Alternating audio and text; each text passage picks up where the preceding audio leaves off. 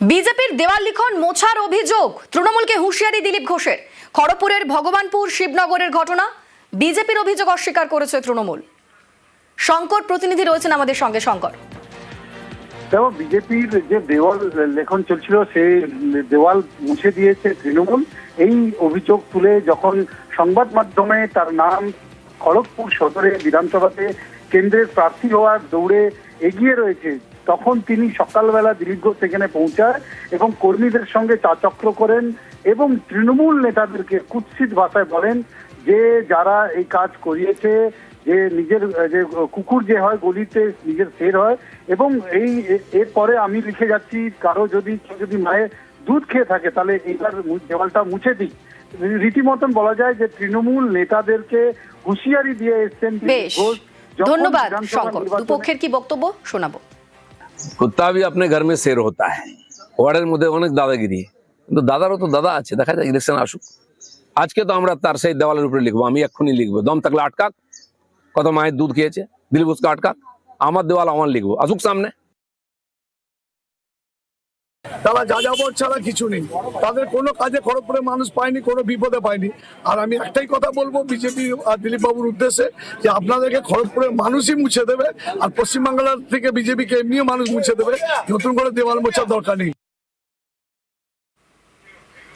বিজেপির ব্রিগেডে হিন্দুত্ব বাঙালিয়ানায় শান, দক্ষিণেশ্বর মন্দিরের আদলে মোদির ব্রিগেড মঞ্চ। শনিবার ব্রিগেডে নরেন্দ্র মোদির সভা, মঞ্চের দুপাশে তুলে ধরা হবে বাংলার ঐতিহ্য সংস্কৃতি। টেরাকোটা পট সহ মঞ্চে বাংলার শিল্পকর্মের ছোঁয়া। কলকাতায় বেড়াতে এসে কোথায় যান? রামকৃষ্ণদেবকে খুঁজতে, সেজন্যই ওটা করা হয়। বিবেকানন্দ বলে গেছে কালী পাঁঠা খাবে, আমরা ওই লাইনে।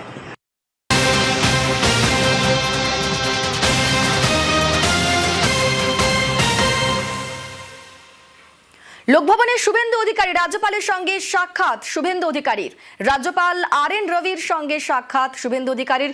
সুস্মিতা রয়েছেন আমাদের সঙ্গে। সুস্মিতা, নতুন দায়িত্বপ্রাপ্ত রাজ্যপাল RN রবি, তার সঙ্গে এই মুহূর্তে লোকভবনে দেখা করতে এসেছেন রাজ্য বিধানসভার বিরোধী দলনেতা শুভেন্দু অধিকারী।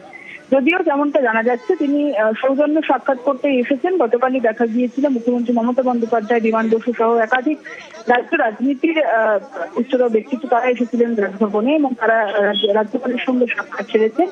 এবং গতকাল রাজ্য বিধানসভার বিরোধী দলনেতা শুভেন্দু অধিকারী তিনি রাজনৈতিক কারণে দিল্লিতে থাকার কারণে তিনি রাজভবন আসতে পারেননি। সে কারণেই আজ এসেছেন তিনি লোকভবনে রাজ্যপাল RN রবির সঙ্গে দেখা করতে। সৌজন্য সাক্ষাৎ বলেই মূলত জানা যাচ্ছে। তবে আরো কি কি কথা হলো কিংবা আর কোনো আলোচনা সভা, আজকের প্রথম সাক্ষাতে আর কি কি কথা হলো সেটা আগামী কিছুক্ষণ বাদে শুভেন্দু অধিকারী তিনি বেরোবেন। শুধুমাত্র সৌজন্য সাক্ষাৎ নাকি আরো কিছু গুরুত্বপূর্ণ আলোচনা হলো, কারণ নির্বাচন সামনে রয়েছে।